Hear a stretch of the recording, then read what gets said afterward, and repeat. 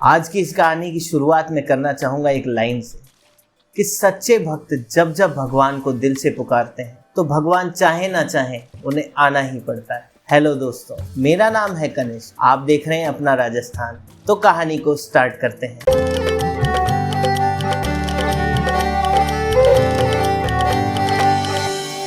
आज की इस कहानी की हम शुरुआत करेंगे राजस्थान में सवाई माधोपुर जिले से 40 किलोमीटर दूर खंडार में स्थित एक किले से, जिसे रायसेनगढ़, अजयगढ़ या तारागढ़ के नाम से भी जाना जाता है। यह किला काफ़ी बड़े आकार में बना हुआ है और काफ़ी पुराना भी है, लेकिन हमारी कहानी की शुरुआत होती है उस समय से जब यहाँ पर राजा सिहलादी का शासन था। राजा सिलाहदी के एक चाचा थे जिनका नाम अंगद सिंह जी था और वो राजा के सेनापति भी थे और स्वभाव से वो बहुत वीर और प्रतापी थे। अंगद सिंह जी कामकाज में व्यस्त रहने की वजह से पूरी तरह से नास्तिक थे, लेकिन उनकी पत्नी बहुत ही अधिक धार्मिक और आध्यात्मिक महिला थी। जो भी संत अंगद सिंह जी के घर आते उन्हें उनकी पत्नी दक्षिणा देती, उनके प्रवचन सुनती, लेकिन अंगद सिंह जी के इन चीज़ों से कोई मतलब नहीं था। एक दिन की बात है, अंगद सिंह जी की पत्नी के गुरुजी घर पर आए हुए थे। उस समय अंगद सिंह जी घर पर नहीं थे, लेकिन अंगद सिंह जी की पत्नी ने अपने गुरुजी का बहुत आदर सत्कार किया और भगवान कृष्ण की कथा सुनने के लिए अपने गुरुजी को घर के अंदर बुला लिया। अंगद सिंह जी की पत्नी कथा सुन ही रही थी, तभी अंगद सिंह जी भी घर पर आ जाते और किसी साधु को अपनी अनुपस्थिति में घर के अंदर देखकर विचलित हो जाते। उन्होंने संत श्री का बहुत अपमान किया और उन्हें घर से निकाल दिया। गुरुजी तो अपमान सहन करके चले गए, लेकिन अंगद सिंह जी की पत्नी से अपने गुरु का वह अपमान सहन नहीं हुआ और वह भी तुरंत ही घर छोड़कर जाने लगी। अपनी पत्नी को घर छोड़ते जाते देख अंगद सिंह जी को अपनी गलती का एहसास हुआ और वह अपनी पत्नी को बहुत मनाने लगे। उनकी पत्नी नहीं मानी तो उन्होंने अंत में जाकर अपनी पत्नी के पैर ही पकड़ लिए। तब जाकर उनकी पत्नी को अंगद सिंह जी पर बहुत दया आई, तो उनकी पत्नी ने अंगद सिंह जी को इस पाप का पश्चाताप करने को कहा। पश्चाताप के लिए उनकी पत्नी ने अंगद सिंह जी से कहा कि आपको मेरे गुरुजी के पास जाना है और उन्हें ससम्मान घर वापस लाना और उनकी शिक्षाओं का ही अपने जीवन में अब पालन करना है। अंगद सिंह जी तुरंत ही अपनी पत्नी की बात मान गए और उन्होंने पश्चाताप के लिए उनकी पत्नी ने जैसा उनसे कहा था वैसा ही किया। गुरुजी के संपर्क में आने से अंगद सिंह जी भी भगवान के भक्त हो गए और धीरे धीरे उनकी भक्ति बढ़ती ही गई। कुछ समय बाद राजा सिलाहदी ने अंगद सिंह जी को एक दुश्मन राज्य पर आक्रमण करने के लिए भेजा। अंगद सिंह जी ने राजा के आदेश का पालन किया और युद्ध में जीत भी गए। राजभवन का खजाना लूटते समय अंगद सिंह जी को एक सुंदर मुकुट दिखाई देता है जिस पर 100 हीरे लगे हुए।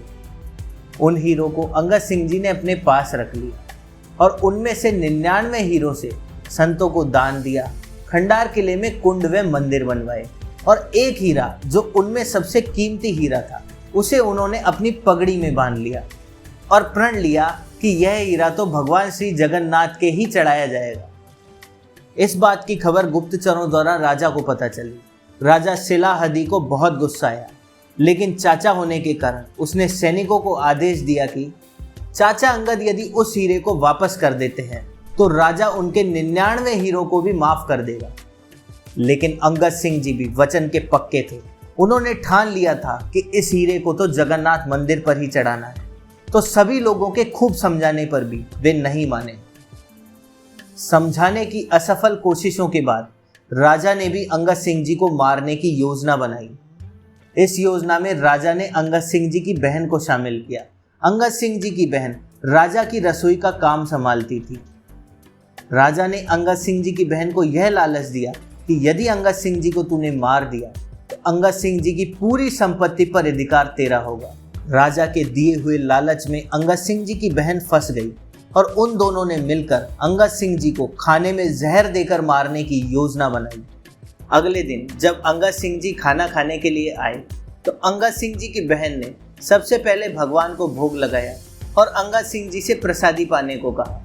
अंगद सिंह जी भोजन करने के लिए आसन पर तो बैठ गए, लेकिन अंगद सिंह जी को याद आया कि उनकी बहन की बेटी कहाँ है, क्योंकि वह अपनी बहन की बेटी को राधा की सखी की तरह मानते थे। और उसके बिना कभी अपना खाना नहीं खाते थे। अंगद सिंह जी की बहन ने भी बहाना बना दिया कि उसकी बेटी तो बाहर खेलने गई है। तब अंगद सिंह जी ने भी खाना खाने से मना कर दिया।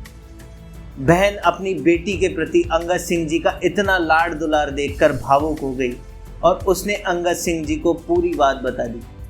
इस बात को सुनकर अंगद सिंह जी बहुत दुखी हुए, लेकिन उन्हें दुख इस बात का नहीं था कि उन्हें जहर वाला भोजन दिया गया। उन्हें सबसे बड़ा दुख इस बात का था कि उनके भगवान को भी उस जहर वाले भोजन का भोग लगाया गया। यह बात अंगद जी सहन नहीं कर सके। उन्होंने अपनी बहन को कमरे से बाहर भेजा और जितना भी भोजन था जिसमें विष मिलाया हुआ था उसे खुद ने ही खा लिया। उसके बाद वे कमरे में सो गए।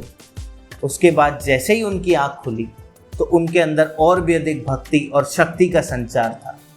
अंगद जी पर जहर का कोई असर नहीं हुआ था, लेकिन अब वे इस बात को समझ चुके थे कि ऐसे तो राजा किसी न किसी तरीके से उन्हें मार ही देगा और उनका हीरा उनसे छीन लेगा, जिससे वह हीरा जगन्नाथ जी तक कभी पहुंच ही नहीं पाएगा। तो वे उसी समय भगवान जगन्नाथ का नाम लेकर जगन्नाथपुरी की तरफ निकल पड़े। उन्होंने वहां से पूर्व दिशा की ओर बढ़ना शुरू किया और खंडार किले के जयंती माता मंदिर के यहाँ से एक गुप्त द्वार है, वहां से उन्होंने अपनी यात्रा की शुरुआत की। इस बात की खबर भी राजा को लग चुकी थी। राजा ने सैनिकों को आदेश दिया कि जल्दी से जल्दी अंगद सिंह जी को पकड़कर उनसे वह हीरा छीन लिया जाए। सैनिक राजा का आदेश पाते ही अंगद सिंह जी को गिरफ्तार करने निकल पड़े। जिस समय सैनिक अंगद सिंह जी के पास पहुंचे उस समय अंगद सिंह जी ब्राह्मदे नाम के स्थान पर बनास नदी को पार कर रहे थे। सैनिकों ने अंगद सिंह जी को चारों तरफ से घेर लिया। अंगद सिंह जी भी समझ चुके थे कि अब वहां से निकलने का कोई रास्ता नहीं। अंगद सिंह जी की आंखों में आंसू आ गए और उन्होंने भगवान को मन से याद किया और यह कहा कि हे भगवान, ये हीरा आपकी अमानत है। मैं इसे आप तक पहुंचा तो नहीं सका, लेकिन आप इसे अब यहीं से स्वीकार करें। और ये बात कहकर रामदे नामक स्थान पर बनास नदी में ही उस हीरे को अंगद जी ने प्रवाहित कर दिया। भगवान भी अपने इतने बड़े भक्त की बात कैसे टाल सकते थे। भगवान ने वह हीरा वहीं से स्वीकार कर लिया और चमत्कार तो ऐसा हुआ कि वह हीरा जगन्नाथपुरी में जाकर भगवान के वक्ष स्थल पर जा लग गया। राजा ने हीरे को खोजने की बहुत कोशिश की। उसने अपनी सारी सेना को उस हीरे को खोजने के लिए लगा दिया और तो और उस नदी में जमी हुई मिट्टी को भी छनवा दी, लेकिन वह हीरा उन्हें कहीं नहीं मिला। यह बात जब अंगद सिंह जी को पता चली तो अंगद सिंह जी खुशी से पागल हो गए और कुछ समय बाद ही वे जगन्नाथ मंदिर गए। वहां पर जगन्नाथ जी की मूर्ति के वक्ष स्थल पर अपने हीरे को देखा और भगवान के चमत्कार को देखकर उन्होंने वहीं रुकने का फैसला किया। उन्होंने सोच लिया था कि अब वे पुरी में ही रहेंगे। अंगद सिंह जी जब काफ़ी समय तक पुरी से वापस नहीं आए तो राजा ने पता लगवाया कि अंगद सिंह जी के नहीं आने का कारण क्या है। तब राजा को पूरी बात पता चली। यह बात सुनते ही राजा की आंखों में आंसू आ गए और उसे अपनी भूल का एहसास हो गया था। उसे समझ में आ चुका था कि उसने भगवान के इतने बड़े भक्त के साथ इतना बुरा बर्ताव किया।